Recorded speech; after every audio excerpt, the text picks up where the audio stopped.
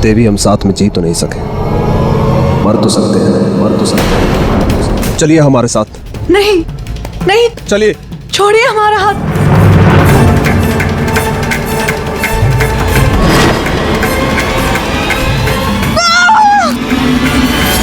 सम्राट हमारी रक्षा करो। कोई नहीं बचाएगा। सम्राट, सम्राट। दुर्भाग्य देखिए, मिलन भी होने जा रहा है, वो भी मृत्यु के आंगन में।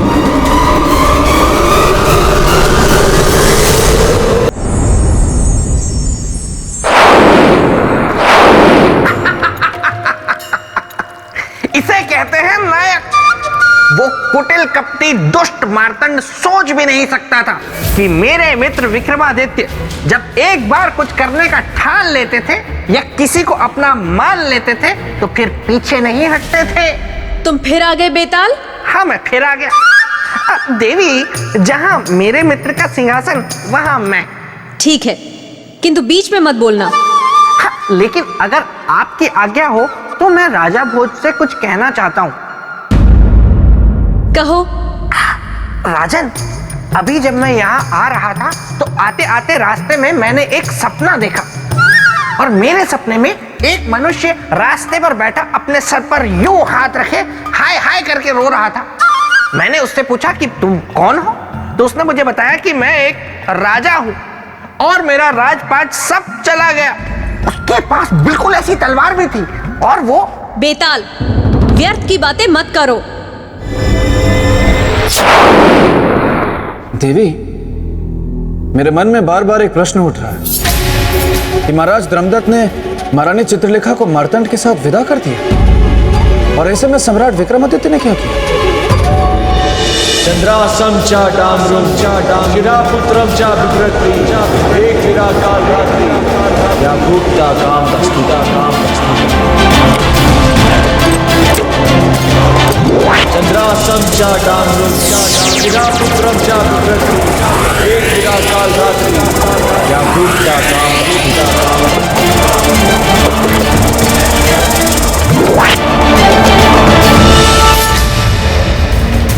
क्या हुआ सारथी, रथ क्यों रोक दिया? रथ को रोका नहीं गया कुमार श्री, रथ स्वयं ही रुक गया है। घोड़ा आगे ही नहीं बढ़ रहा है। मैं देखता हूं कैसे आगे नहीं बढ़ता।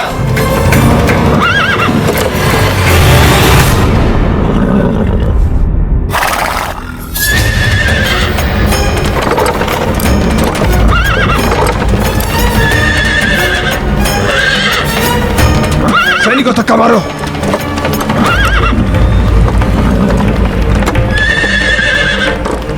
चंद्रासम चा डामरुम एक विराकाल रात्रि या भूक्ता काम दास्तुता चंद्रासम चा डामरुम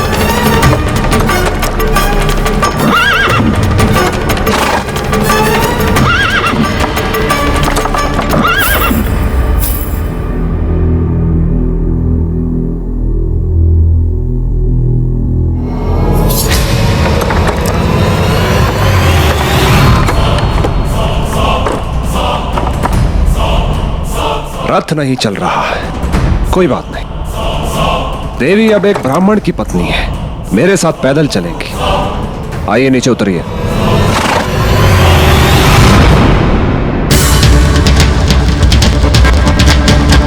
हमारा हाथ छोड़ो मार्तंड। चुपचाप चलिए मेरे साथ। आपका राजघराना बहुत पीछे छूट चुका है। छूटा सिर्फ राजघराना है, हमारे विश्वास की पतवार नहीं।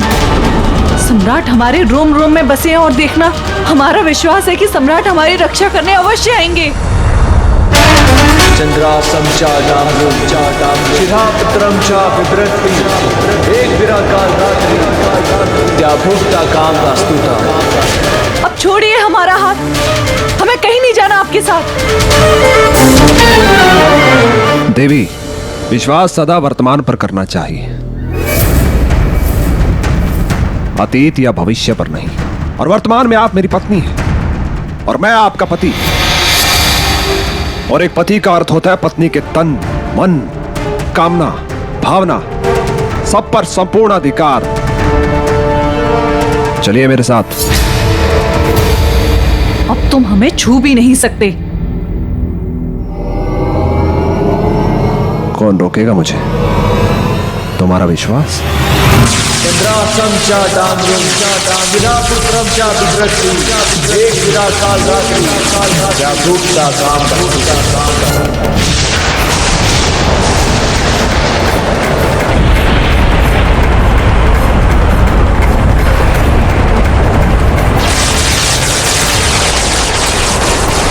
सैनिकों,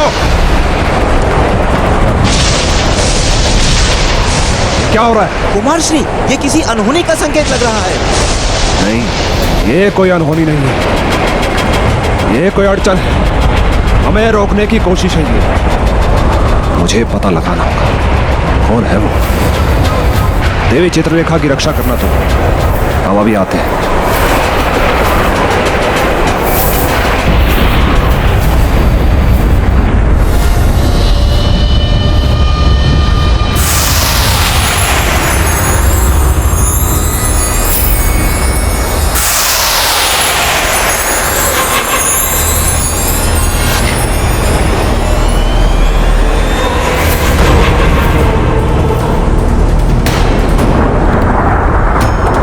विक्रमादित्य, तुम मेरे साथ ऐसा नहीं कर सकते। देवी चित्रलेखा मेरी पत्नी है। मत कहो हमें अपने मुख से पत्नी, क्योंकि पत्नी केवल हम उनकी हैं जो दूर रहकर भी हमारी रक्षा कर रहे हैं, जिन्हें हमारी भावनाओं और कुशलता की चिंता है। मार्तंड, यही है प्रेम, यही है आत्मा से आत्मा का मिलन, जो दूर रहकर भी कम नहीं होता। बस जा रहे हैं हम उनके पास। सैनिकों, हमारे साथ चलो। राजकुमारी, तुम मुझसे दूर नहीं जा सकती, कहीं नहीं जा सकती, किसी के पास नहीं।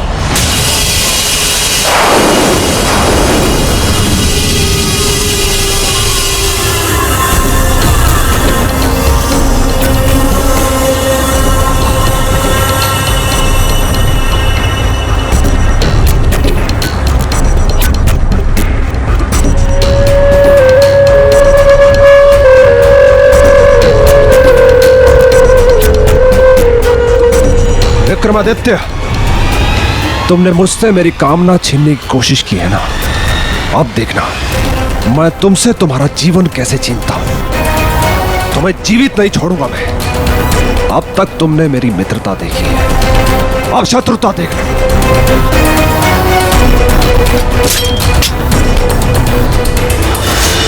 ईर्ष्या और जलन के भाव से भरा हुआ मार्तंड निकल पड़ा सम्राट से बदला लेने को। देवी, ईर्ष्या भाव से कहीं अधिक शक्तिशाली होता है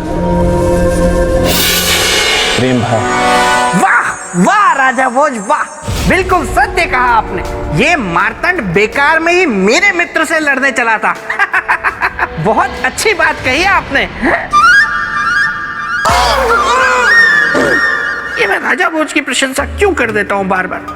राजा भोज, आपने कभी कोई अच्छी बात की ही नहीं जीवन। गोलू, मुझे दिखाओ आगे क्या हुआ। ये क्या देवी?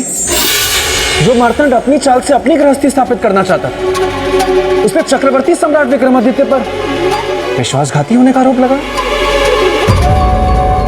हाँ राजन। विश्वासघाती विक्रमादित्य, तुमने मेरा मार्ग रोका, उस मित्र का मार्ग जिसके कारण आज तुम्हारी सांसें चल रही हैं, तुम जीवित हो।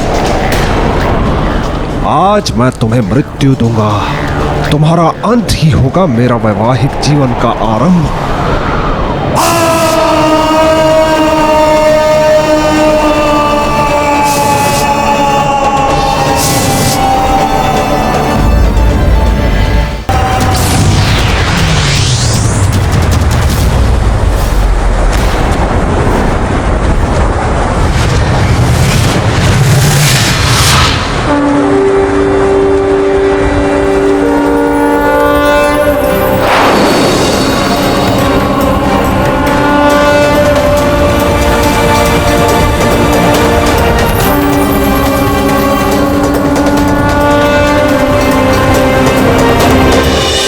फिर सम्राट विक्रमादित्य की योग शक्ति ने रौद्र रूप धारण कर लिया निश्चित रूप से देवी। सम्राट विक्रमादित्य एक बहुत बड़े योगी थे। हाँ, मेरा मित्र महान था।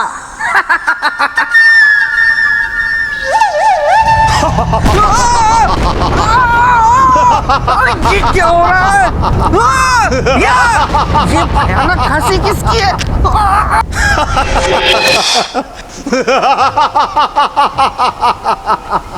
चलो बेताल, चलो कबड्डी खेलते हैं। चलो ना, कबड्डी खेलते हैं। अरे नहीं नहीं नहीं नहीं। अरे चलो ना, चलो। अरे नहीं नहीं नहीं नहीं। अरे चलो चलो चलो। अरे नहीं नहीं नहीं नहीं नहीं नहीं नहीं नहीं।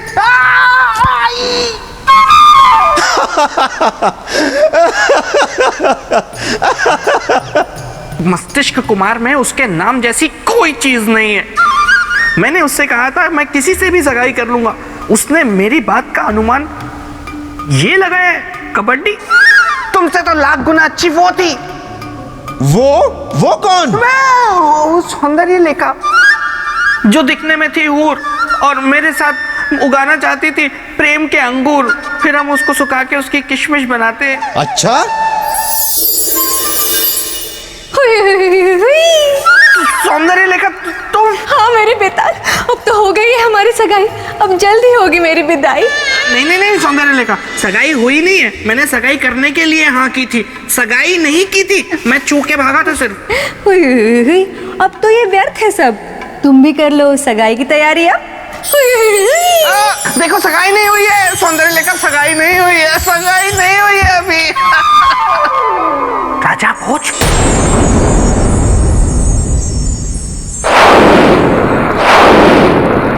फिर क्या हुआ देवी? मैं जानने के लिए उत्सुक हूं। मार्तंड ने जब सम्राट की योग शक्ति का रौद्र रूप देखा तो उसके बाद विक्रमादित्य,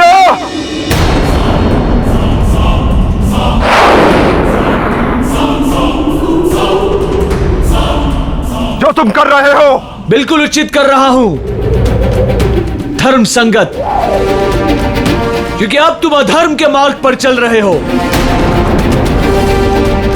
और हमने वचन एक धर्म के मार्ग पर चलने वाले को दिया था। मेरे मार्ग में बाधा उत्पन्न कर अधर्म करो तुम,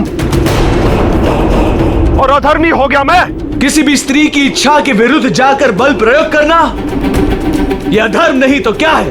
विक्रमादित्य, तुम कहते कुछ और हो, करते कुछ और हो, और तुम्हारा ये सद्गुण तो मैंने स्वयंवर में ही देख लिया था। इसीलिए मैंने कड़ा रुख अपनाया, अन्यथा तो यह तुम्हारा भ्रम है मित्र।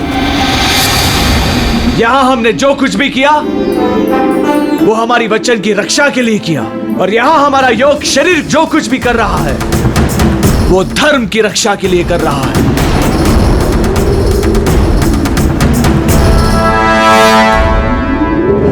तो अब मैं तुम्हें और तुम्हारी आत्मा यानी योग शरीर दोनों का अंत करूंगा।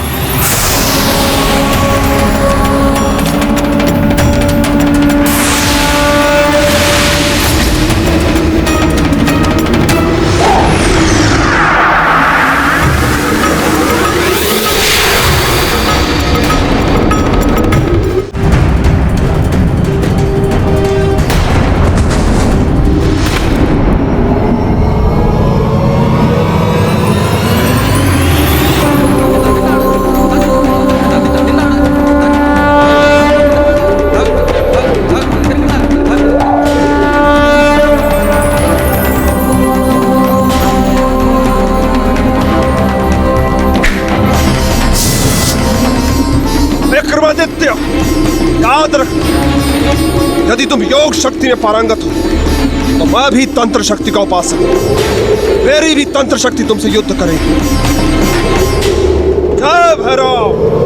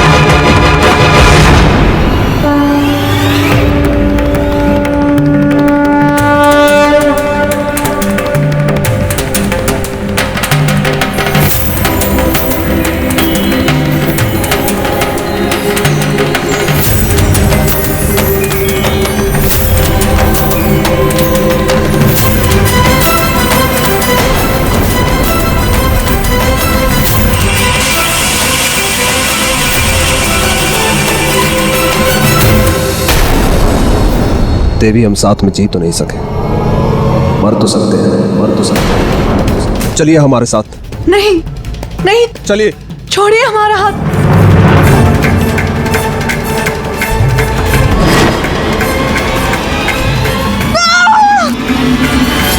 सम्राट, हमारी रक्षा करो। कोई नहीं बचाएगा। सम्राट, सम्राट। दुर्भाग्य देखिए, मिलन भी होने जा रहा है, वो भी मृत्यु के आंगन में।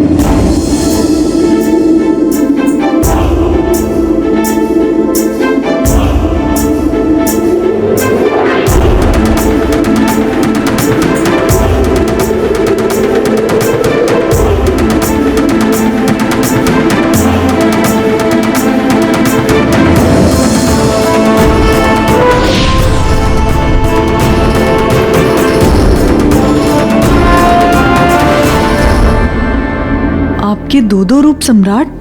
राजकुमारी चित्रलेखा,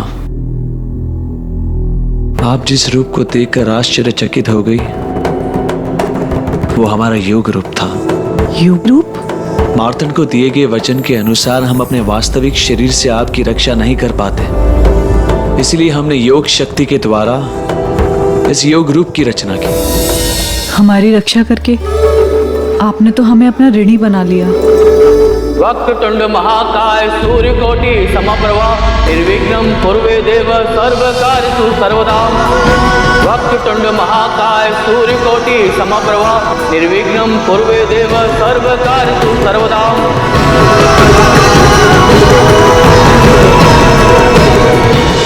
चक्रवर्ती सम्राट विक्रमादित्य की योग शक्ति की ये पूरी कथा थी राजन, जिसे मैंने आपको सुना दिया। अब मुझे आज्ञा दे।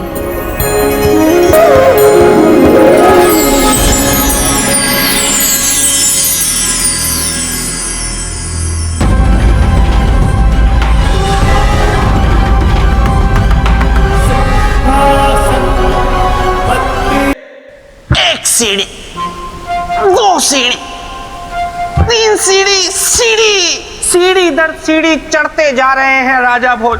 कद्दू में तीर नहीं बल्कि तीर में कद्दू मार रहे हैं। और मैं क्या कर रहा हूं मैं?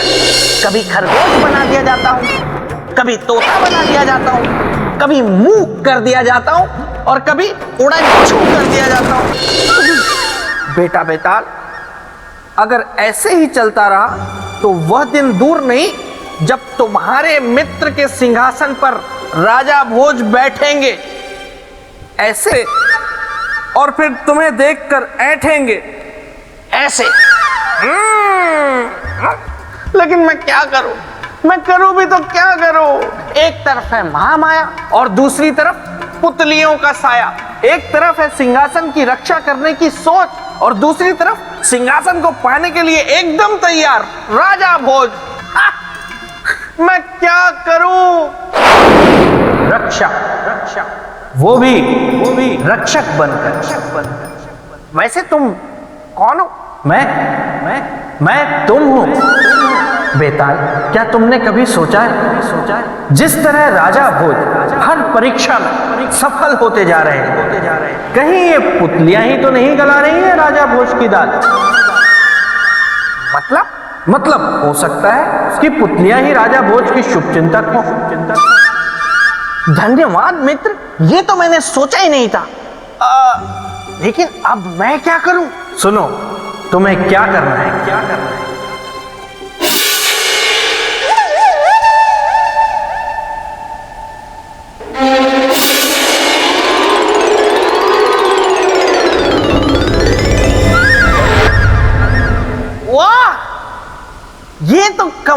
की युक्ति है। अब विफल हो जाएगी सबकी चाल, क्योंकि ब्रह्मदेव आपसे मिलने आ रहा है बेताल। आप सभी इस विषय पर विचार विमर्श कीजिए, उसके उपरांत हमें सूचित कीजिए कि आप सभी का क्या निर्णय है। ब्रह्मदेव की जय हो, ब्रह्मदेव की जय हो। देवतागण मेरा प्रणाम स्वीकार करें। बेताल, तुम यहाँ? ब्रह्मदेव, आपको तो पता है कि मेरे मित्र सम्राट विक्रमादित्य को इंद्रदेव ने जो सिंहासन दिया था उस पर बैठने की जुगत राजा भोज लगा रहे हैं। हाँ, मुझे इंद्रदेव ने सूचित किया था कि राजा भोज एक एक करके सभी परीक्षाओं में सफल हो रहे हैं। यही तो वो सफल हो नहीं रहे, उन्हें सफल करवाया जा रहा है। यही तो मैं आपको बताने आया हूँ। उनकी रोटी सूखी है जिस पर घी पुतलियां चुपड़ रही हैं। बेताल, तुम पुतलियों पर संशय कर रहे हो या इंद्रदेव पर? नहीं नहीं ब्रह्मदेव, मैं कुछ नहीं कह रहा। मैं तो सिर्फ इतना कह रहा हूँ कि आपको तो पता है कि सम्राट विक्रमादित्य से मेरा कितना भावात्मक जुड़ाव रहा है, और आपको हमारी मित्रता के बारे में भी ज्ञात है। तो ब्रह्मदेव, उनके सिंहासन की रक्षा का अधिकार मुझे ही मिलना चाहिए ना, और अगर किसी की परीक्षा लेनी है तो उसका अधिकार भी मुझे ही मिलना चाहिए, है ना? बेताल, ये संभव नहीं है। नहीं ब्रह्मदेव, ऐसा मत कहिए। आप जब तक मुझे ये अधिकार नहीं देंगे मैं यहाँ से जाने वाला नहीं हूँ। आपको मेरी और विक्रमादित्य की मित्रता का वास्ता, यही है एक रास्ता। ठीक है बेताल, यदि यही तुम्हारा हठ है तो आज से उस सिंहासन की रक्षा तुम करोगे। राजा भोज की परीक्षा भी तुम लोगे। तुम्हारे और राजा भोज के बीच में ना तो महामाया आएगी और ना ही कोई पुतली।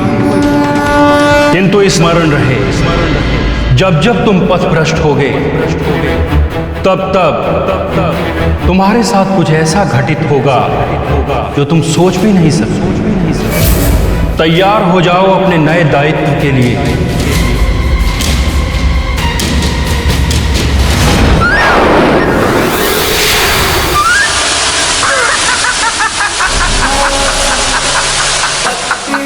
मैं हूं बेताल, गलने नहीं दूंगा किसी की दाल।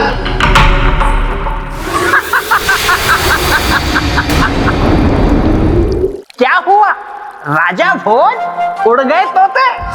अब तक तो आपने अपनी बहुत दाल गला ली। दाल तो क्या, चावल भी गला ली, लेकिन अब नहीं, क्योंकि यहां से आपकी सारी परीक्षाएं लूंगा मैं, यानी बेताल।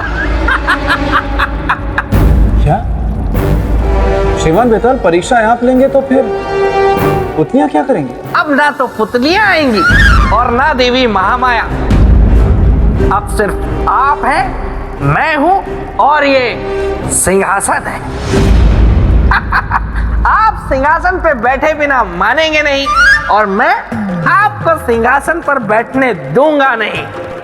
तो अब देखते हैं कि कौन है किस पर भारी और किसने बाजी मारी। ठीक है श्रीमान बेताल, मैं हर परीक्षा के लिए तैयार।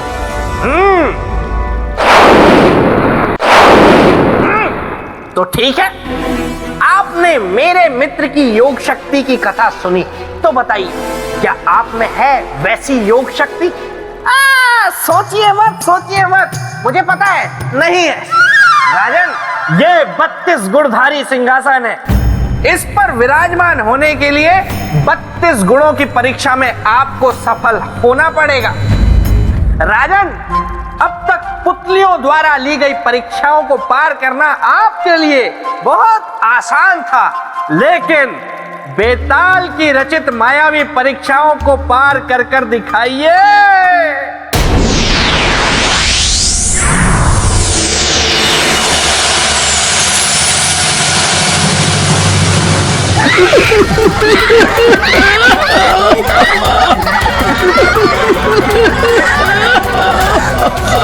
कोई है? कोई है? है अजनबी, वहीं रुक जाओ, एक भी कदम आगे मत बढ़ाना। इधर आओ। आगे मत जाना। आप लोग यहाँ क्यों छुपे बैठे हैं? हमारे पीछे काल पड़ा हुआ है, इसीलिए। काल? ये क्या कह रहे हैं आप? हाँ, सच में। कौन है वो? कैसा है वो? बहुत भयानक, बहुत ही भयानक। वो हमेशा अपने पास गणासा रखता है, बिल्कुल परशुराम जैसा। बहुत शक्तिशाली है वो, चमत्कारी शक्तियां हैं उसके पास।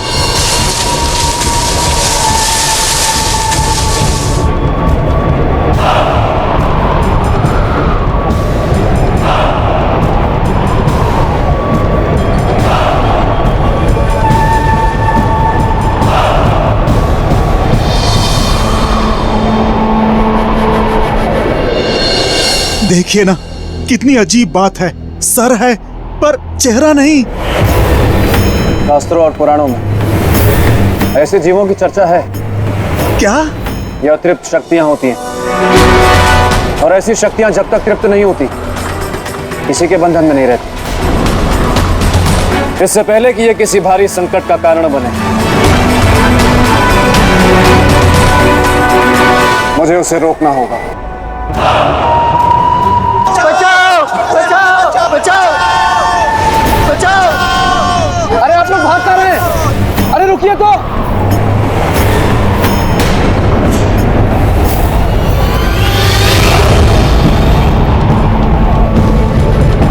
ये कारण है इनके भागने का, इसे रोकना होगा।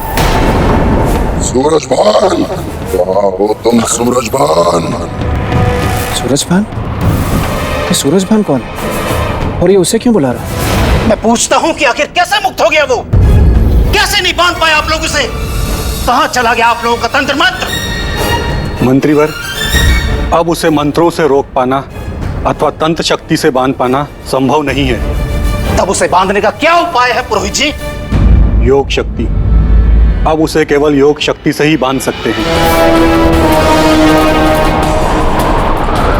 रुक जाओ, रुक जाओ, रुक जाओ, रुक जाओ, रुक जाओ।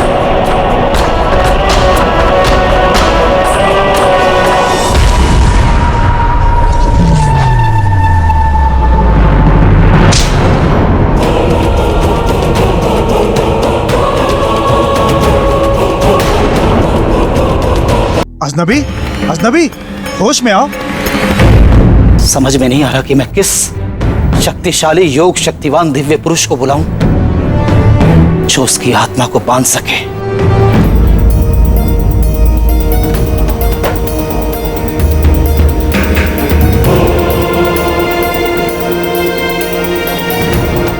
ये सूरजभान कौन है? हमारे राजा हैं। राजा? हाँ। तो वो उसका नाम क्यों ले रहा है? क्या संबंध है उन दोनों? ये जानने के लिए मुझे राजमहल जाना होगा।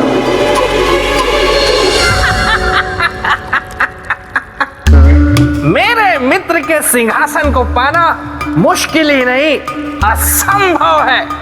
पर कहीं राजा भोज अपनी परीक्षा में सफल तो नहीं हो रहे? जाकर देखता हूं। महाराज सूरजभान, महाराज सूरजभान कहाँ हैं आप? महाराज सूरजभान, महाराज सूरजभान, महाराज सूरजभान कहाँ? कौन हो तुम आगंतुक, और यहाँ किस लिए आए हो? मैं महाराज सूरजभान से मिलना चाहता हूँ। नहीं मिल सकते। क्यों नहीं मिल सकता? प्रश्न मत पूछो, मिलने का कारण बताओ। उनसे मिलने का कारण है कि मैं उन्हें मिलकर बताना चाहता हूँ कि एक विनाशकारी शक्ति के कारण उनकी प्रजा संकट में। उनसे पूछना है कि उस विनाशकारी शक्ति को रोके कैसे। क्या तुम सचमुच उसे रोकना चाहते हो? नहीं तो मैं यहाँ क्यों आता मंत्री जी?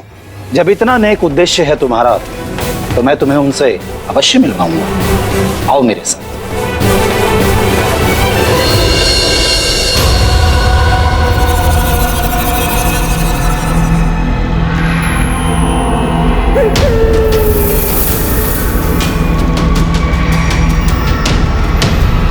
ये किसका शव है मंत्री जी?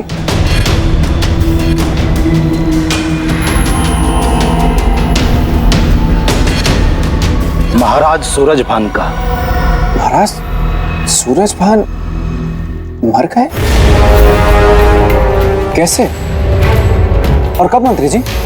2 दिन पहले। पर वो शक्ति तो इनका नाम ले रही थी। ऐसा क्यों मंत्री जी? बहुत गहरा संबंध है।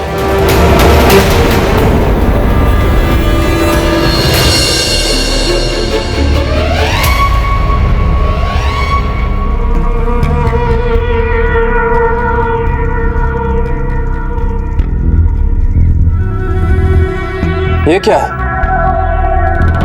आप मुझे क्या दिखाने लाए? ये मटकी। वो तो मैं देख रहा हूं। किंतु जो मैं दिखाना चाह रहा हूं वो आप देख नहीं रहे हैं। क्या? कि उस विनाशकारी शक्ति शक्तेश्वर को महाराज ने इस मटकी में कैद किया था, जो कि उनकी मृत्यु के पश्चात मटकी तोड़कर मुक्त हो गया और लोगों के जीवन के लिए संकट का कारण बना। परंतु ये शक्तेश्वर है कौन?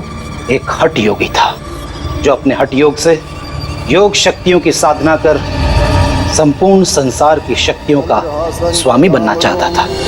पत्रम च बिभ्रति एक वीरा काल रात्रि सह भक्त काम दास्तुति।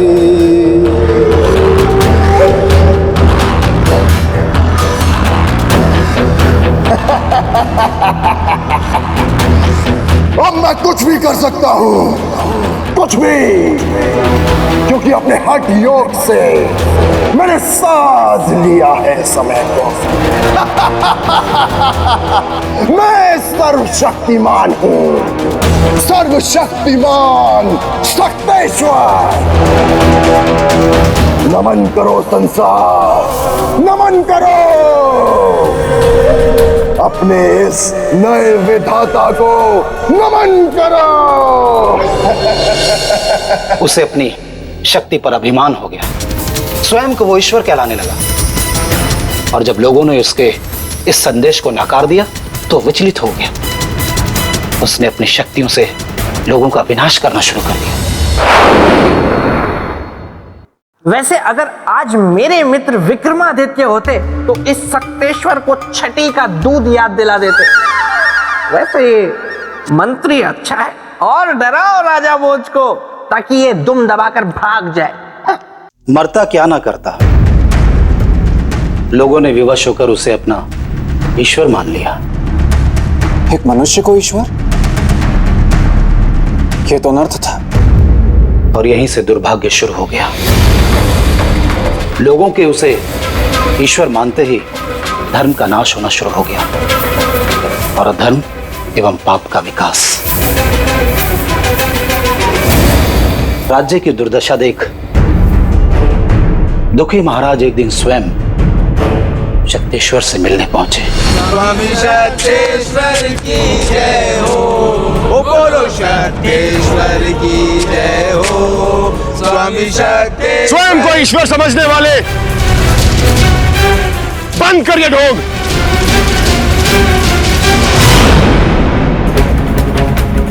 महाराजा सूरजभान,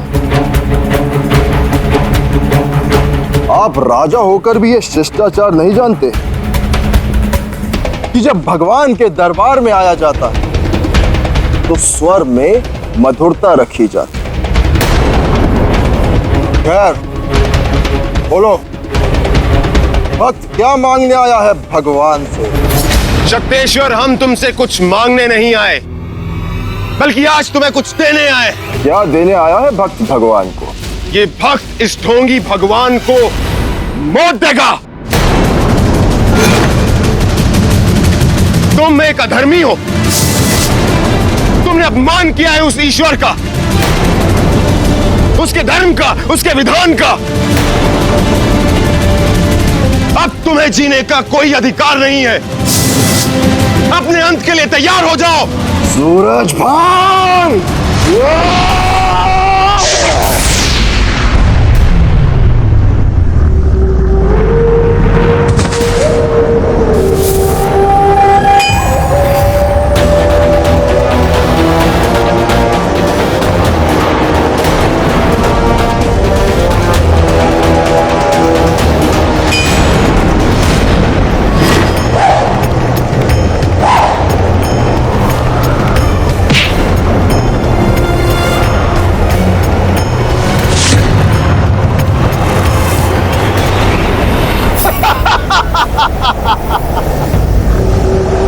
राजन, आज तुम्हारे ईश्वर ने एक पापी का अंत कर दिया।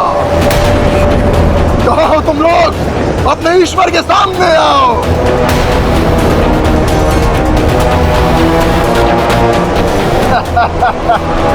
मैं हूँ सर्वशक्तिमान।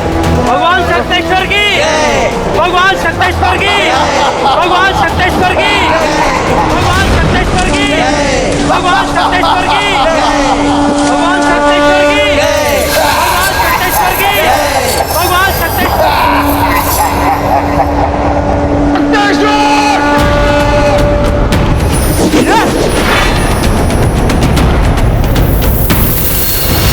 और इस प्रकार महाराज ने शक्तेश्वर का अंत कर दिया और एक अनुष्ठान कर उसकी आत्मा को बंद कर इस मटकी में टांग दिया यहां पर, ताकि मरने वाले की आत्मा मुक्त रहकर लोगों का बुरा ना कर सके। परंतु दुर्भाग्यवश महाराज की मृत्यु हो गई और वो दुष्ट शक्तेश्वर मटकी से फिर मुक्त हो गया। क्या ऐसी शक्ति को राजा भोज रोक पाएंगे? अच्छा ही है, ये मेरी परीक्षा में हो जाएंगे असफल और सिंहासन का भूत इनके सर से उतर जाएगा। तो मंत्री जी, अब उसे रोकने का केवल एक ही उपाय है। क्या गंतु? कि फिर से वही अनुष्ठान किया जाए जो महाराज सूरजभान ने किया था और उसे इस मटकी में बंद किया था। क्या बता सकते हैं कि महाराज ने कौन सा अनुष्ठान किया था? योग बंधन अनुष्ठान। योग बंधन अनुष्ठान। तो हम वही अनुष्ठान करेंगे। किंतु ये अनुष्ठान तो बहुत ही खतरनाक है। इसमें शक्तेश्वर तुम्हारी हत्या भी कर सकता है। अब आया ऊंट पहाड़ के नीचे। क्या राजा भोज इतना बड़ा खतरा उठाएंगे? ये मुंह और मसूर की दाल। यदि मेरी हत्या से प्रजा की भलाई होती है तो मुझे अपनी हत्या स्वीकार है। आप अनुष्ठान की तैयारी कीजिए।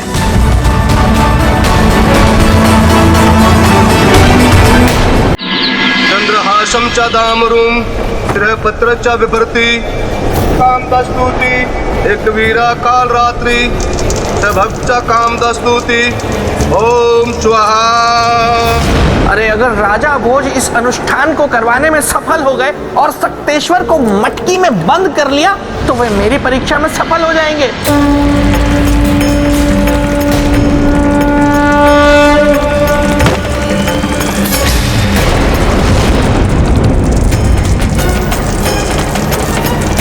अब शकुन, इसे बंधन में बांधना असंभव है। संसार में कुछ भी असंभव नहीं। सच्चे मन से किया गया प्रयास कभी विफल नहीं होता। आप बस यज्ञ करिए, रुकिए मत। हम अपने उद्देश्य में अवश्य सफल होंगे। चंद्रहासं च दामरुं श्रेयपत्रं च बिभ्रति एकवीरा काल रात्रि। शक्तेश्वर अभी तक प्रकट क्यों नहीं?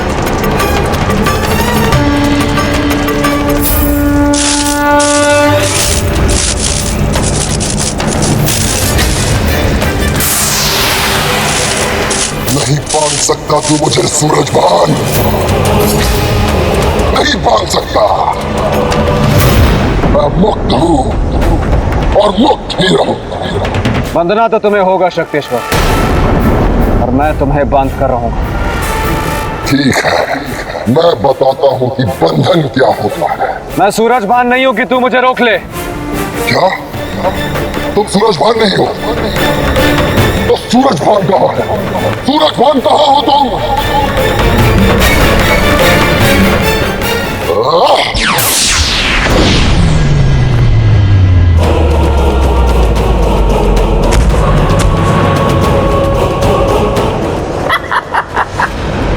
शक्तेश्वर भी बेहद शक्तिशाली है। वो इतनी आसानी से काबू में आने वाला नहीं है।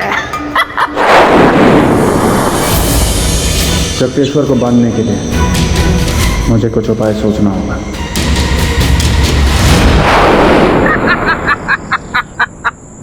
क्या हाल है राजन? मान बेटा, आप यहाँ? जी, मैं यहाँ। देखिए राजन, आप मुझे अपना शुभचिंतक समझे या ना समझे, लेकिन मैं अपने आप को आपका शुभचिंतक मानता हूँ। इसीलिए मैं आपको यहाँ ये समझाने आया हूँ कि आप सक्तेश्वर को वश में नहीं कर सकते।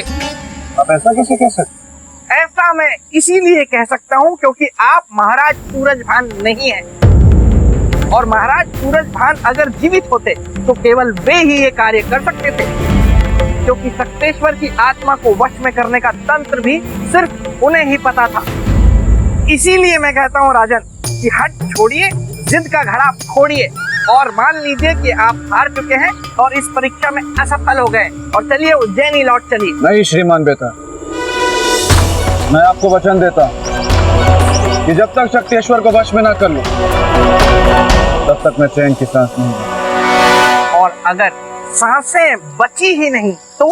ऐसा तो हो ही नहीं सकता कि मैं अपने लक्ष्य तक न पहुंचूं और मेरी सांसें मेरे साथ हैं। देखिए राजन, जिद करके कोई फायदा नहीं है, इसीलिए जिद छोड़ दीजिए।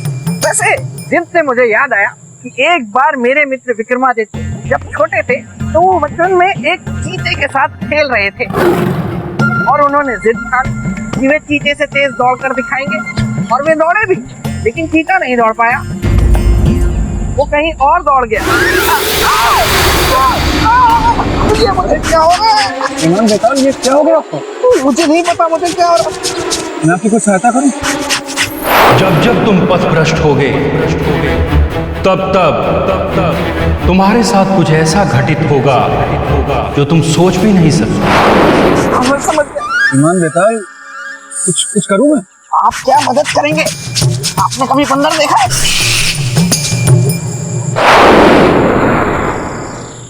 बेताल तो कह रहा था कि महाराज सूरजभान ही सक्तेश्वर को बांध सकते हैं। पर यह कैसे संभव है कि महाराज नहीं है तो यह कार्य होगा ही नहीं? मेरा मन कहता है कि होगा, पर कैसे? मिल गया मुझे मार्ग। यदि मैं भी सम्राट विक्रमादित्य के समान अपनी अंतरात्मा को महाराज सूरजभान के शरीर में स्थापित कर दूं, तो यह कार्य हो जाएगा। यही उपाय है सक्तेश्वर को बंदी बनाने का। मैं यही करूंगा।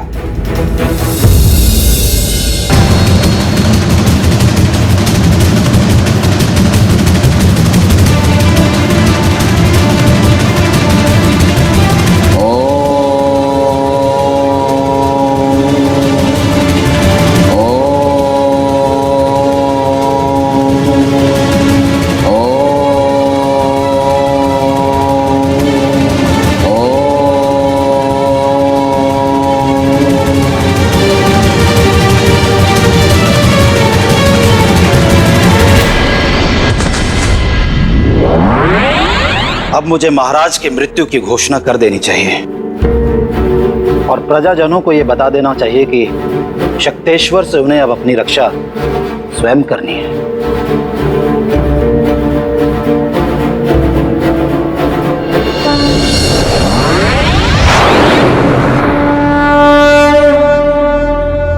मंत्री जी, मंत्री जी, मंत्री जी।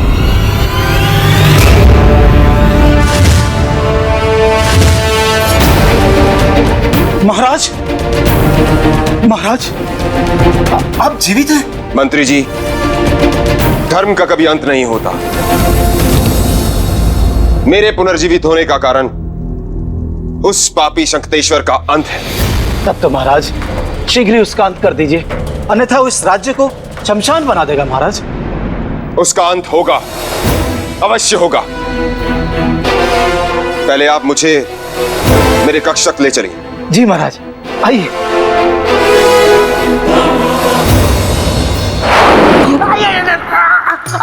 मुझे बचाओ, इस खुजली से कोई मुझे बचाओ। यहाँ तो कांटा है। मेरा गोलू यहाँ होता तो कोई ना कोई रास्ता जरूर दिखा देता। गोलू, गोलू, गोलू, तुम यहाँ? गोलू, मुझे जल्दी से कोई रास्ता दिखाओ जिससे मेरी ये खुजली खत्म हो सके। क्या तुम्हारे पास भी कोई रास्ता नहीं है? तो मैं क्या करूंगा? हे ब्रह्मदेव, ये क्या कर दिया आपने? मैं भावनाओं में बह गया, इसलिए वो सब कर गया। अब मुझे माफ कर दीजिए ब्रह्मदेव। खुजली खुजली।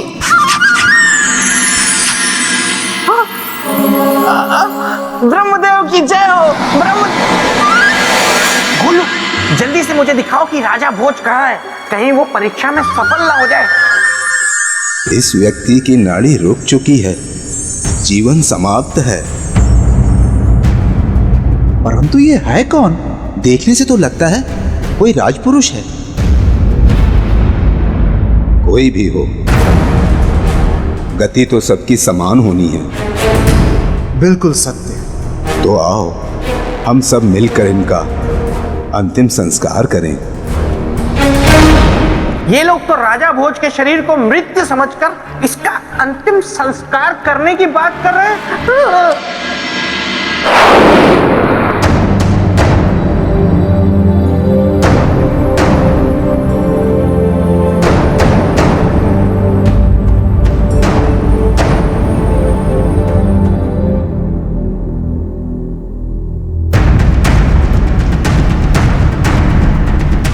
अब मुझे शक्तेश्वर को बंदी बनाने के उस सूत्र को खोजना होगा जो महाराजा सूरजभान के इस कक्ष में है।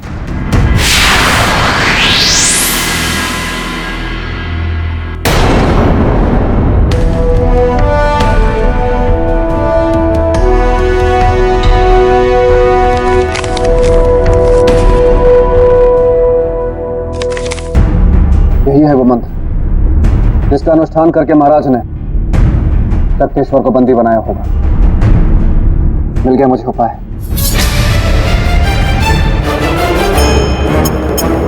इस नक्शे में दर्शाया गया है एक गुफा को,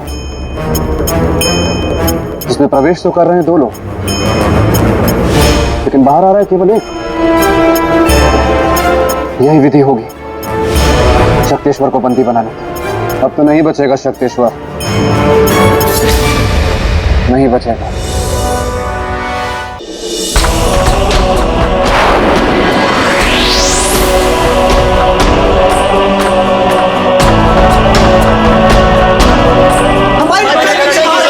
हमारी रक्षा कीजिए महाराज, हमारी रक्षा कीजिए महाराज। शक्तेश्वर के कारण अब आप लोगों को कोई कष्ट नहीं होगा। मंत्री जी, आज्ञा महाराज। आप जाइए और जनता की चिकित्सा और सुरक्षा का प्रबंध कीजिए। हम एक कार्य पूरा करके आते हैं। जी महाराज। आइए आप सब।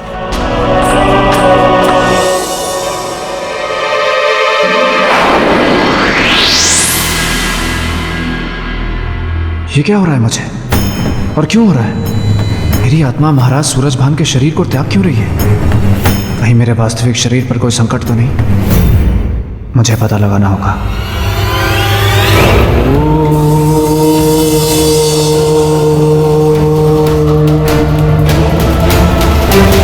हमने आसपास के गांव में भी पता कर लिया है, कोई भी नहीं जानता इस राजपुरुष को। मेरे विचार से, वैदिक रीति से इसका अंतिम संस्कार अब शीघ्र ही कर दिया जाना चाहिए। ये ऋषिगण तो मेरे शरीर का अंतिम संस्कार करने जा रहे हैं। मुझे रोकना होगा उन्हें, अन्यथा मैं कभी अपने जीवन में वापस नहीं लौट पाऊंगा। और अपनी प्रजा एवं पत्नी को जो मैंने लौटने का वचन दिया है वो अधूरा रह जाएगा। इसलिए मुझे उनकी रक्षा के लिए जीवित रहना ही होगा। किंतु ऋषिवर, सूर्यास्त हो रहा है और शास्त्रों के अनुसार सूर्यास्त के बाद किसी भी मनुष्य का दाह संस्कार करना वर्जित है। इसलिए हमें प्रातः काल तक प्रतीक्षा करनी होगी।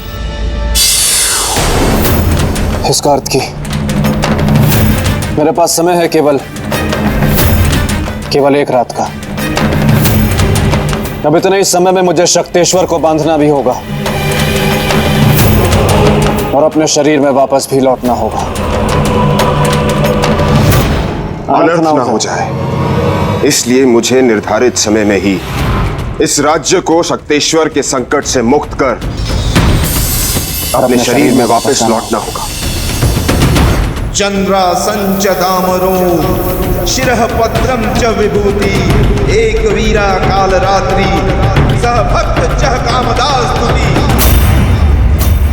अब इस अग्नि चक्र को पार कर आगे नहीं बढ़ पाएगा शक्तेश्वर।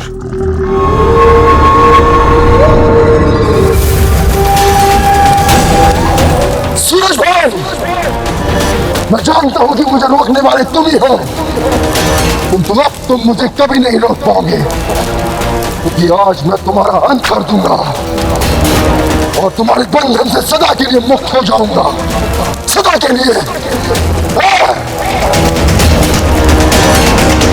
चंद्रासंच दामरो शिरः पत्रम च विभूति एक वीरा काल रात्रि सह भक्त चह कामदास स्तुति।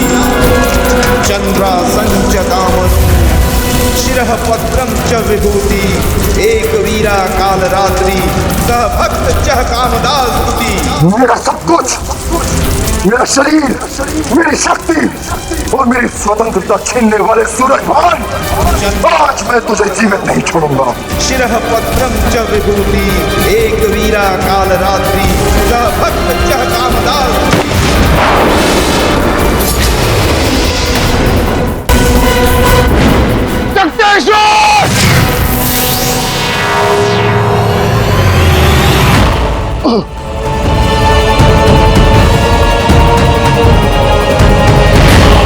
मुझे मुक्त कर अपने बंधन से सूरज भान, मुझे मुक्त कर और लौटा दे मेरा मस्तक। नहीं शक्तेश्वर, तुम्हें मुक्त करने का अर्थ है सारे संसार को कष्ट में डालना, और रही बात तुम्हारा मस्तक देकर तुम्हें पूर्णता देने की, तो तुम अपना मस्तक स्वयं ले लो। इस कलश में है तुम्हारा मस्तक, पर एक शर्त है। कैसी शर्त? इस कलश को तुमने मुझसे पहले ले लिया तो तुम मुक्त, लेकिन यदि अगर इस कलश को मैंने तुमसे पहले ले लिया तो तुम हमेशा के लिए मेरे बंदी। बोलो मंजूर है? मंजूर है। तो ठीक है।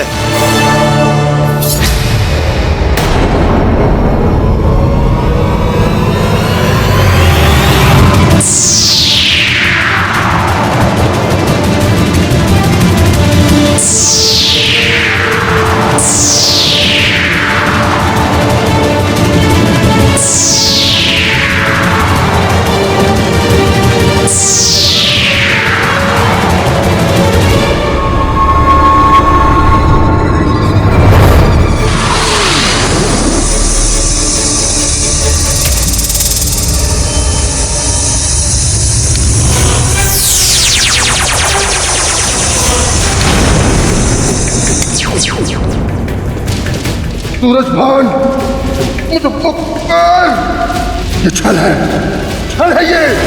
नहीं, दुष्ट और पापी के साथ किया गया छल छल नहीं बल होता है, और आज हमने बल से तुम्हें अपना बंदी बना लिया है। अब तुम कभी मुक्त नहीं हो सकते, कभी भी नहीं।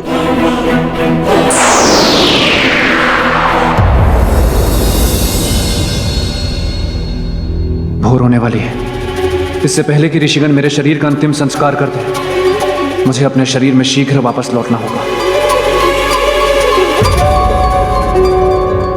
अंतिम संस्कार की सारी तैयारियां हो चुकी हैं। प्रातः काल होते ही गांव वालों की उपस्थिति में सारे विधि विधान के साथ इस अज्ञात राजपुरुष का अंतिम संस्कार कर दिया जाएगा।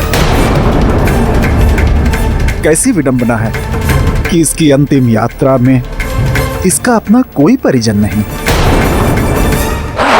क्या करूं? अगर राजा भोज सही समय पर वापस नहीं लौटे तो ये लोग उनके शरीर का सवा सत्यानाश कर देंगे, और फिर राजा भोज के पास सिवाय हाथ मलते रह जाने के कुछ नहीं बचेगा। मैं ये तो चाहता हूं कि राजा भोज सिंहासन पे ना बैठे, लेकिन मैं ये नहीं चाहता कि उनका शरीर नष्ट हो जाए।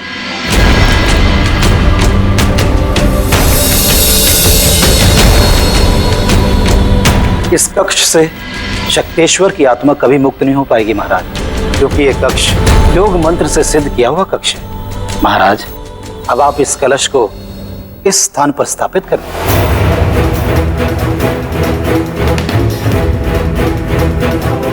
महाराज, ये सच मेरे लिए अकल्पनीय है कि 2 दिन तक मृत रहने के बाद भी आप जीवित हैं। क्या ये संभव है महाराज? मुझे तो ये किसी चमत्कार से कम नहीं लग रहा।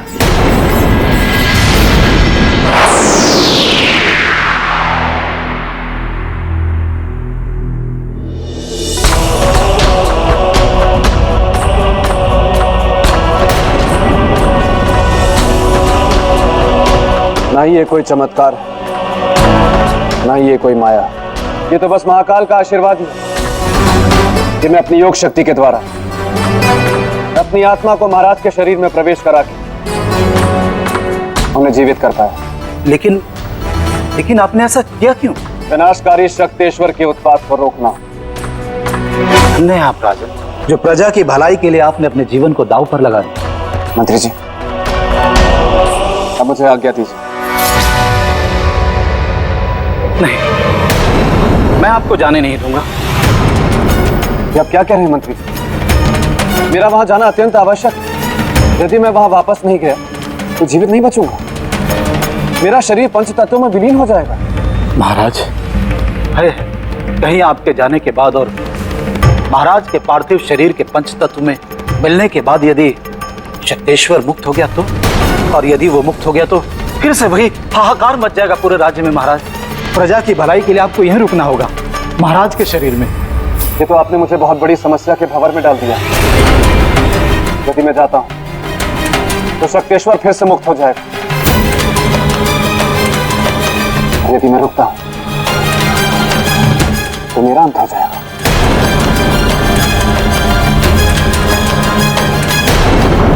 प्रजा की भलाई के लिए आपको यहीं रुकना होगा, महाराज के शरीर में।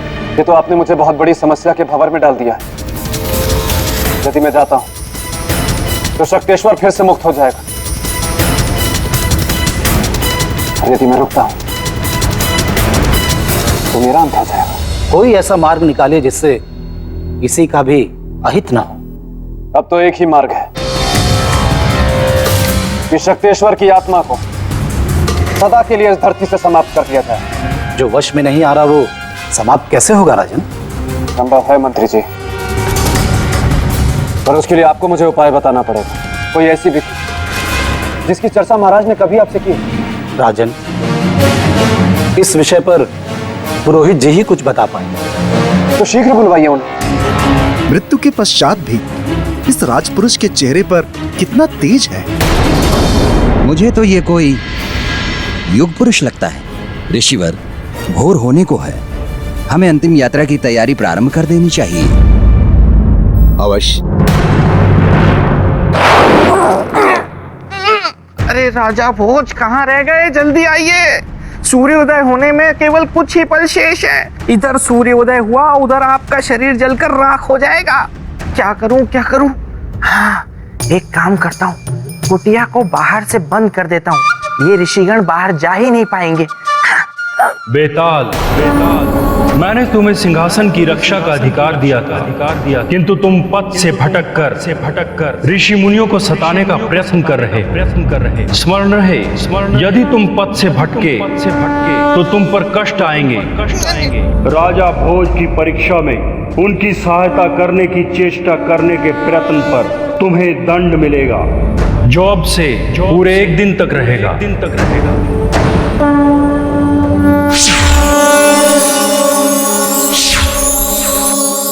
अब क्या किया इन्होंने? हैं? मेरी आवाज, ब्रह्मदेव, मेरी आवाज को क्या बना दिया? महाराज, मृत आत्माओं से मुक्ति पाने का एक ही मार्ग है, पिंडदान, क्योंकि इससे उन्हें पितृलोक में स्थान प्राप्त हो जाता है। किंतु शक्तेश्वर के विषय में यह विधि उपयोगी नहीं है। क्यों पुरोहित जी? क्योंकि पिंडदान से उस आत्मा की मुक्ति और तृप्ति होती है जिसकी मृत्यु आयु के पूरे होने के बाद होती है, किंतु शक्तेश्वर की मृत्यु अकाल मृत्यु है। ऐसे व्यक्ति की आत्मा को पितृलोक में स्थान प्राप्त नहीं होता। पुरोहित जी, क्या ऐसी आत्माओं की शांति के लिए हमारे शास्त्रों में कोई विधान नहीं है? एक विधि है। क्या है वह विधि? शीघ्र बताइए। यदि कोई योगी पुरुष यज्ञ करके पितरों के देवता आर्यमा को प्रसन्न कर ले तथा शक्तेश्वर की आत्मा को पितृलोक में स्थान दे दे, वो इस समस्या का हल है। अन्यथा पुरोहित जी, यदि यह उपाय समस्या का समाधान है तो हम उन्हें अवश्य प्रसन्न करेंगे। आप पिंडदान की तैयारी शुरू कीजिए पुरोहित जी।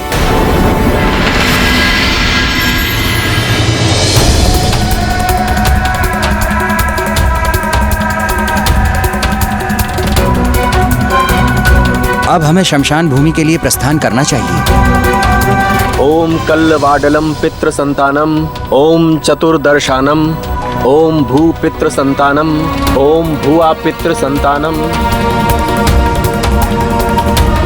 जल अर्पित कीजिए महाराज।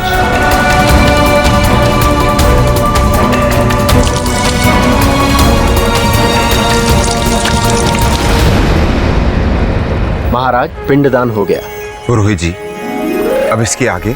जिस पितृलोक में पुनर्जन्म से पहले हमारे पूर्वजों की आत्मा वास करती है और अपने वंशज के दान पुण्य से उनकी तृप्ति होती है, उस लोक के मुख्य देवता आर्य माँ के आशीर्वाद की हमें प्रतीक्षा करनी होगी। हमें कैसे पता चलेगा कि देव आर्य माँ हमारे इस पिंडदान से प्रसन्न हुए हैं? जब कौवे आकर इन पिंडों को ग्रहण करेंगे तब हमें ये ज्ञात हो जाएगा कि वे प्रसन्न हुए। कौवे ही क्यों पुरोहित जी? क्योंकि कौवे पितृ के और उनका पिंड ग्रहण करना पितरों की तृप्ति का प्रतीक है, इसलिए उनका इन पिंडों को ग्रहण करना अनिवार्य है, जो ये प्रमाणित कर देगा कि देव आर्य माँ इस विधान से प्रसन्न है। राम नाम सत्य है, राम नाम सत्य है, राम नाम सत्य है, राम नाम सत्य है।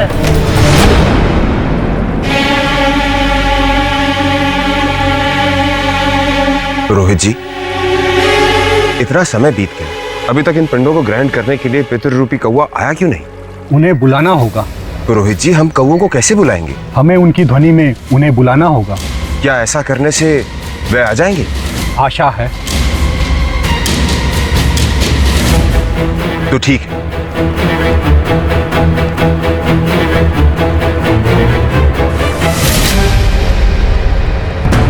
काव काव काव काव काव। राम नाम सत्य है, राम नाम सत्य है, राम नाम सत्य है। काव काव काव काव काव।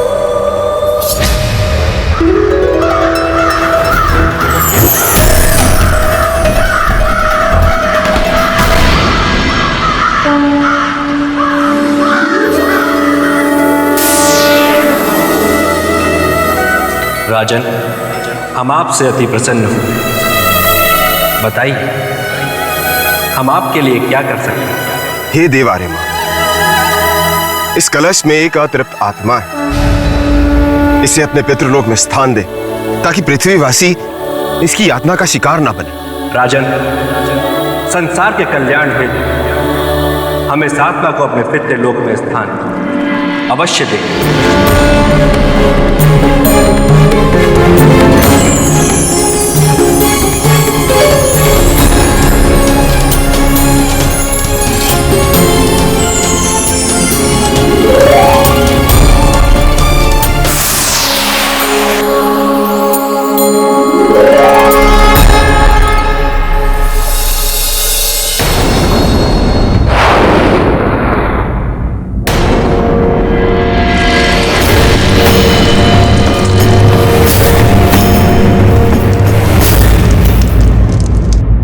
ये क्या अनर्थ होने जा रहा है? अगर राजा भोज का शरीर जल गया तो फिर उनकी आत्मा भटकती रहेगी और आत्मा शरीर से ज्यादा बलवान होती है।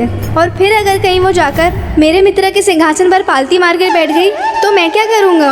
राजा भोज, जल्दी आइए, अरे मरने से पहले आ जाइए।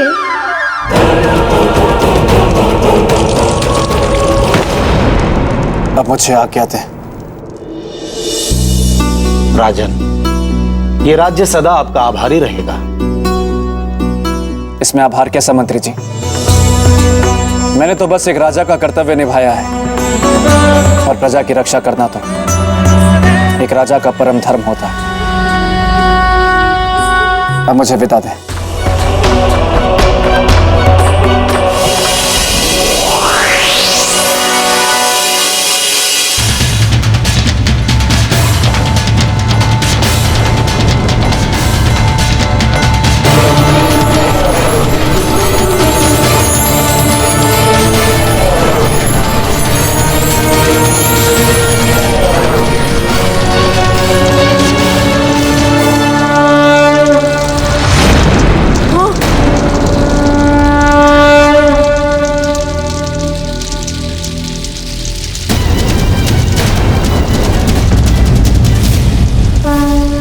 ऋषिवर, मुझे क्षमा करें। मेरी वजह से आप सभी को कष्ट हुआ। परंतु सच यह है कि वास्तव में मैं मृत नहीं था, बल्कि अपनी योग शक्ति से अपनी आत्मा को अपने शरीर से कुछ देर के लिए अलग किया था, किसी उद्देश्य के लिए। वत्स, मुखमंडल से संदेह तो था, किंतु जीवन का संकेत ना होने के कारण हमने शरीर का अंतिम संस्कार करना उचित समझा। किंतु शुभ ये हुआ कि तुम समय से पहले आ गए। जानता हूं, वरना अनर्थ हो जाता।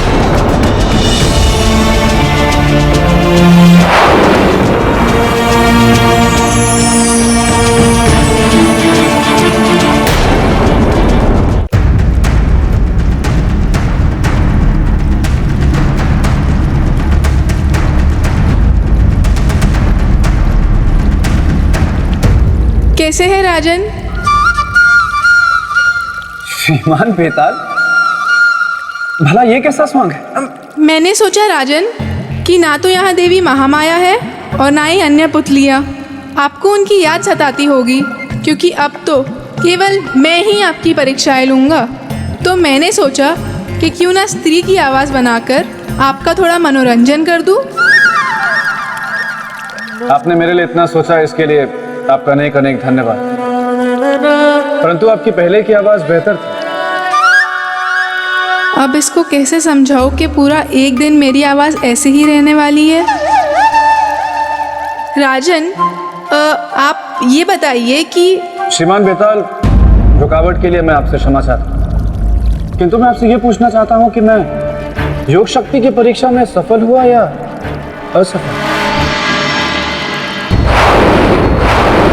आपको क्या लगा राजन कि आपने कद्दू में तीर मार दिया? माफ कीजिएगा राजन, लेकिन मैं आपको सिंहासन की अगली सीढ़ी चढ़ने नहीं दे सकता, क्योंकि आप मेरी परीक्षा में यदि तुम पद से भटके तो तुम पर कष्ट आएंगे। आपकी परीक्षा में सफल तो नहीं हुए, लेकिन क्या करूं, मेरा हृदय बहुत दयालु है। इसलिए चलिए चढ़ जाइए 5वीं सीढ़ी। धन्यवाद श्रीमान बेताल, अनेक अनेक धन्यवाद।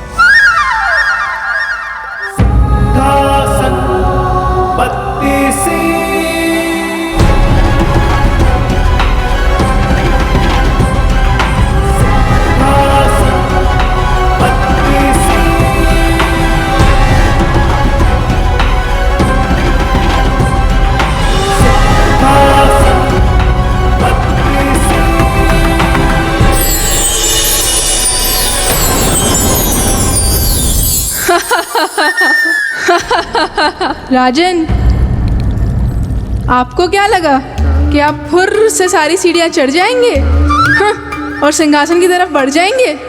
नहीं राजन नहीं, मैं हूं बेताल, जो गलने नहीं देगा आपकी दाल। अगर आपको सिंहासन की तरफ बढ़ना है तो पहले आपको परोपकार की परीक्षा देनी पड़ेगी। परोपकार की परीक्षा? परंतु त्याग की परीक्षा तो मैं दे चुका, फिर ये परोपकार की परीक्षा? राजन, या तो आप भोले हैं या भोलेपन का नाटक करते हैं। इतने ज्ञानी बनते हैं, आपको इतना भी नहीं पता कि त्याग स्वयं के लिए किया जाता है, लेकिन परोपकार केवल दूसरों के लिए ही किया जाता है। दोनों में बड़ा अंतर है, वैसा ही अंतर जैसा मेरे मित्र विक्रमादित्य में और आप में। एक राई और दूसरा पर्वत, एक साधारण पानी और दूसरा शरबत। चलिए इसी बात पर मैं आपको मेरे मित्र के परोपकार की कथा सुनाता हूँ। अवश्य। तो हुआ यूँ राजन कि एक बार रात के समय मेरे मित्र अपने राजमहल में टहल रहे थे।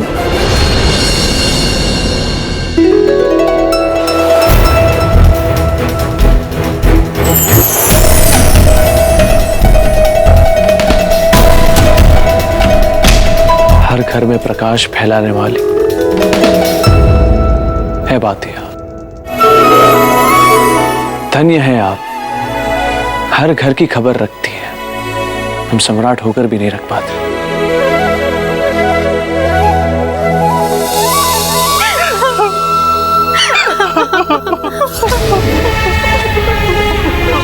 ठीक है,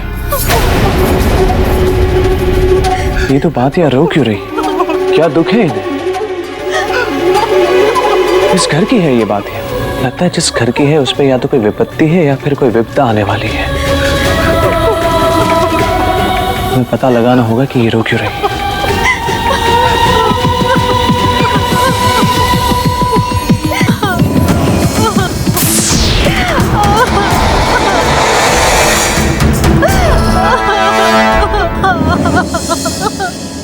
क्या हुआ बहन? मेरा दुख ये है कि जिस घर में मैं जलती हूँ, कल से उस घर में जलाने वाला कोई नहीं रहेगा। क्यों बहन? क्योंकि मेरे घर में केवल 2 जन हैं, एक अंधी माँ और उनका इकलौता बेटा, बस। 2 जन तो है, फिर क्यों रोती हो?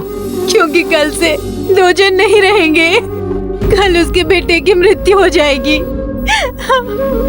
और बहन, मेरा दुख ये है कि मेरे राजा ने बिना कारण जाने उस घर के बेटे को मारने का आदेश दिया है।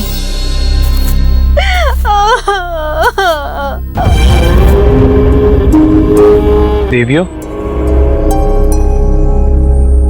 प्रणाम सम्राट। प्रणाम। आप यहाँ हमारे पास? आप ही की बातें सुनकर यहाँ आ रहे हैं। क्या आप हमें बता सकती कि वो युवक कौन है जिसकी मृत्यु होने वाली है, और कौन है जो उसे मृत्यु दे रहा है? आप जानकर क्या करेंगे सम्राट? गरीबों पे सदा अमीरों का अत्याचार और अन्याय होता रहा है। कल मरने वाला गरीब अभागा युवक, जिसके भाग्य के साथ मेरा भाग्य भी जुड़ा हुआ है, कल उधर वो समाप्त होगा और इधर मैं समाप्त हो जाऊंगी, और अपने घर में मैं कभी नहीं जलूंगी। पर मैं तो जलूंगी और रोशनी भी फैलाऊंगी, किंतु उस दुख के साथ कि जिस राज्य में मैं जल रही हूँ, उस राजा ने एक निर्दोष की हत्या कर अन्याय किया है। हम वचन देते हैं कि अन्याय नहीं होने देंगे हम। कृपया आप हमें उस युवक का नाम बता दीजिए जिसकी मृत्यु होने वाली है, और उस राजा का नाम जो ये अन्याय करने जा रहा है। उस युवक का नाम है नामदेव, और वो राजा है भद्रपुर के राजा रुद्र प्रताप। रुद्र प्रताप। देवियों, परंतु हमें यह तो बताए कि क्षमा करें सम्राट, हम इससे अधिक आपको कुछ नहीं बता सकते। इसका मतलब है कि आगे की विस्तृत जानकारी हमें वारामिहिर जी ही दे सकते।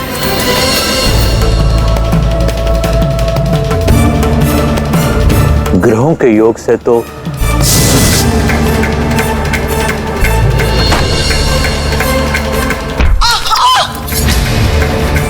ये कैसी आवाज? माँ, माँ, माँ, चोट तो नहीं आई माँ? नहीं बेटा, ठीक हो।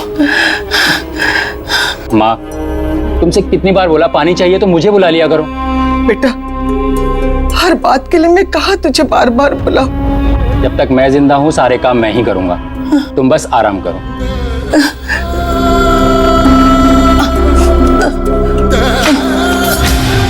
क्या बात है वारामिहिर जी, आप कुछ कहते कहते रुक गए। जब साक्षात काल हो तो मैं क्या कहूँ सम्राट? इसका मतलब उसके ऊपर मृत्यु योग चल रहा है सम्राट, उसका बचना कठिन है। और क्या है उस युवक की कुंडली में वारामिहिर जी? वो अभी तक अविवाहित होगा। उसके पिता की मृत्यु बचपन में ही हो गई होगी। उसके साथ उसकी माता होगी जो नेत्रहीन होगी। अब कुछ आराम मिला? हाँ बेटा, चुप चुप जियो मेरे लाल, चुप चुप जियो। बहुत कष्टमय समय है, और इसी कष्ट में उस लड़के की मृत्यु हो जाएगी। तत्पश्चात उसकी माता, उसकी भी मृत्यु हो जाएगी। इसका अर्थ है कि एक ही घर में 2-2 मृत्यु। हम ऐसा नहीं होने देंगे वारामिहिर जी। अब तो ईश्वर मेरी एक अंतिम इच्छा पूरी कर दे बस। वो क्या माँ? कि जब मैं प्राण त्याग दूं तो तू मेरे पास रहे। जा माँ, मैं तुझसे बात नहीं करता। हर समय मुझे छोड़ के जाने की बात करती है। अरे बेटा, गुस्सा हो गया ना बेटा। आ बैठ, मेरे पास बैठ। तारामीर जी, हमें ये बताइए कि काल के आने की दिशा क्या होगी? सम्राट, आप अटल को रोकना चाहते हैं? नहीं, मृत्यु के रूप में अन्याय और धर्म को रोकेंगे। आप केवल हमें ये बताएं कि काल के आने की दिशा क्या होगी, हम उसे पहचानेंगे कैसे? सम्राट, काल की दिशा तो दक्षिण है और वो उसी दिशा में वास करता है। रही बात रूप की, तो उसके बारे में कुछ भी कहना कठिन है। बस उसके आने और उसकी उपस्थिति की अनुभूति कर सकता है।